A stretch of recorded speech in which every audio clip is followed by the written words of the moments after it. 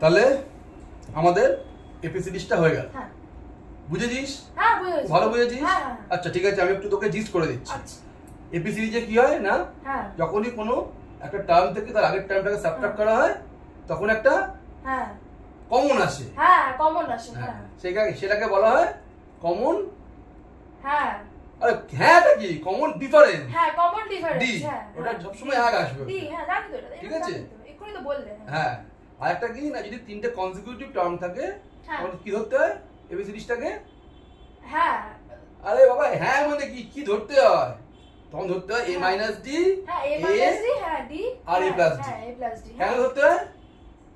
আমি যদি পরেরটা থেকে আগেরটাকে সাবট্রাক্ট করি তাহলে কি পাবো? পাবো, ওই তো পাবো ওটা। হ্যাঁ ডি পাবো। হ্যাঁ ডি পাবো। হ্যাঁ বুঝেছিস? ডি, হ্যাঁ মানে মোটামুটি ক্লিয়ার? হ্যাঁ একদম ক্লিয়ার। ঠিক আছে, ক্লিয়ার তো? হ্যাঁ একদম।